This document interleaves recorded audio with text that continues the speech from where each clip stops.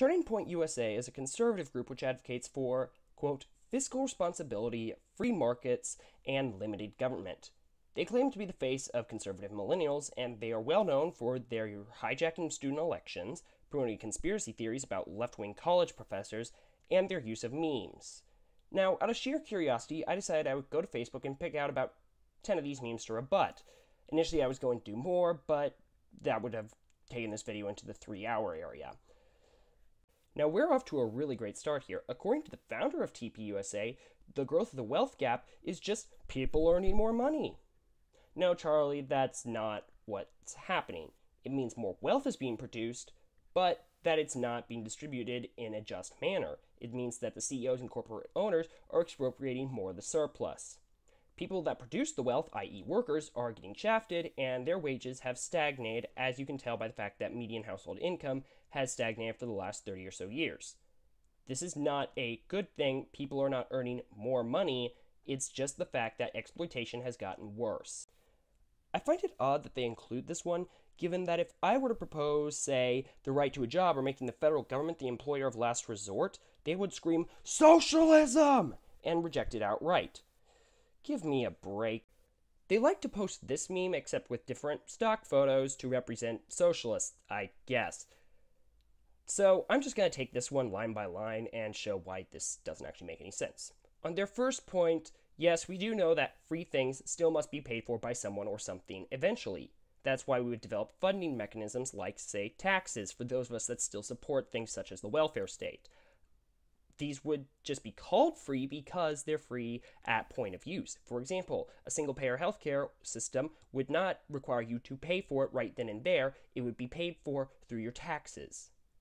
On the second point, they like to say this one a lot, and I find it supremely ironic. If they truly believed that you are not entitled to someone else's hard-earned money, then they wouldn't support the extraction of surplus value.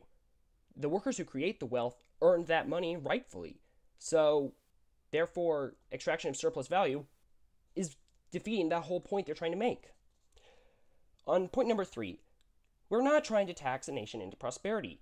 We're saying this is a complete misrepresentation of our position. Taxes are only a minor mechanism of redistribution, i.e. progressive income taxation. Taxes are primarily a means of financing state functions, and the main benefit of progressive taxation is that it is the most just, as it is based on the ability of one to pay that tax. Some socialists, like, anarchists, would abolish taxation because they would also abolish the state. However, as I'm a democratic socialist, I would still keep both the state and, by extension, taxes, which we'd still need to fund certain things. I would keep some elements of the welfare state under democratic socialism, but we would no longer need quite a lot of them. On the fourth point, by chalking up the issue of poverty to simple personal decisions, you are ignoring the systemic nature of the problem and the cycle of poverty. And we do not blame the wealthy, we blame capitalists, a distinction that I will clarify once we get to the next meme. By expropriating the surplus value and deciding how it will be distributed, capitalists can pay workers poverty wages and keep the rest of the surplus value for themselves. That's what creates poverty. And finally, on point number 5, no, it doesn't. While Marxists define socialism as a period of transition between capitalism and communism, this is not the view held by all socialists. This distinction is one of the many reasons I do not subscribe to Marxism. For me, democratic socialism is an end in and of itself, and I see no reason to pursue communism, and honestly, I think communism is flawed and not very practical, as I do not see much benefit in economic planning at a large scale. But that's another issue for another time. After looking at this meme, I seriously question if these people know what socialism actually means, because they seem to think that it is the same thing as communism, the same thing as what Marxists define it as, and also meaning high taxation and the welfare state. That's not what socialism means. There are elements of that, but socialism means the social ownership of the means of production. That's it. It's a very simple definition. Argue against that, clarify what you're arguing against with each meme or something, but don't make ridiculous straw men. Some of these things aren't even actual socialism. Liberals can argue for these things. Just, Jesus Christ. Now, I haven't ever heard this claim from anyone who is on the left, or even from liberals for that matter, but this does give me an opportunity to make a key distinction between what a capitalist is and what a worker is. A capitalist is someone who owns the means of production and exploits the labor of others to enhance their own wealth. A worker is someone who sells their labor to a capitalist. When Clooney stupidly signed on to a contract with Polygram Films to star in Batman and Robin, he was in that case a worker because he was working for someone else. He was creating wealth for someone else. But when Clooney hires other people to work for his own production company so he can make more money, that makes him a capitalist. You see the distinction? So, in the case of the example they say of when a CEO makes $1 million, it's greed, well, oftentimes, yes, it is, because they're doing that through the expropriation of surplus value created by labor. When Clooney does it, he may or may not be, but Clooney usually stars in his own films as well, so he may actually earn some of it. And sometimes there are decent films that might actually deserve money, but that's a side issue. Now, this is just a nonsensical claim. They aren't making an argument here, and so I don't have an argument to rebut. But I put it in here because I thought it was funny that the photo that they used for this anti-socialist meme was taken in the US during the Great Depression. I'm not kidding. This photo was taken on December 25th, 1931, and shows the line for Christmas dinner at the New York Municipal Lodging House. The Depression, the greatest failure of capitalism in history until the 2008 financial collapse, and they are using an iconic image of it to argue against socialism. This is just hilarious at so many levels, and I can prove to you that this one was. I'm going to post a link in the description which shows the photo and the photo credits for it, so please take a look at that, because this is just ridiculous. They didn't even look at the photo credits.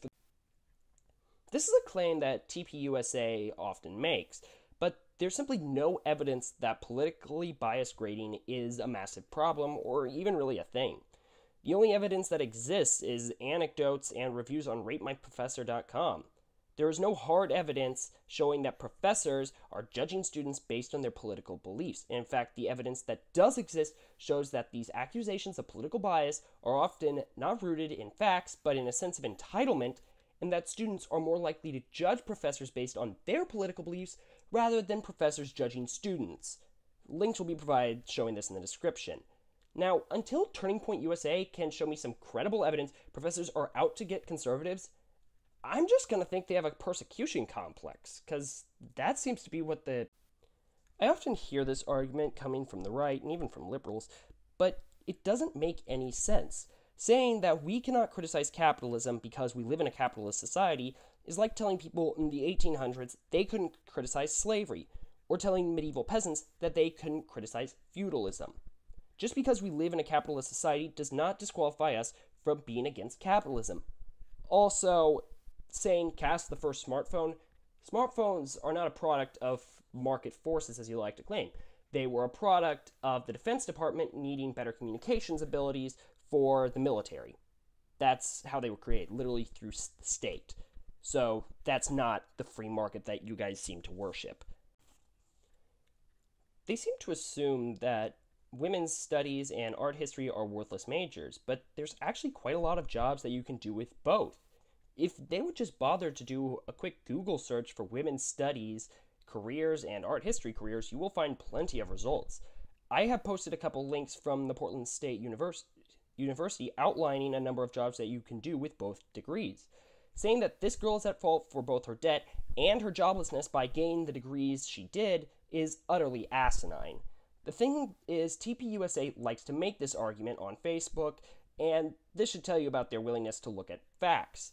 Also, if you actually look at the girl's shirt, it's a shirt for a tattoo parlor, and most people I know who have shirts for a place of business like that are employees there. So I'm gonna just go out on a limb here and say that she's actually a tattoo artist, not unemployed. So saying she can't find a job would kind of be ignoring some contextual evidence.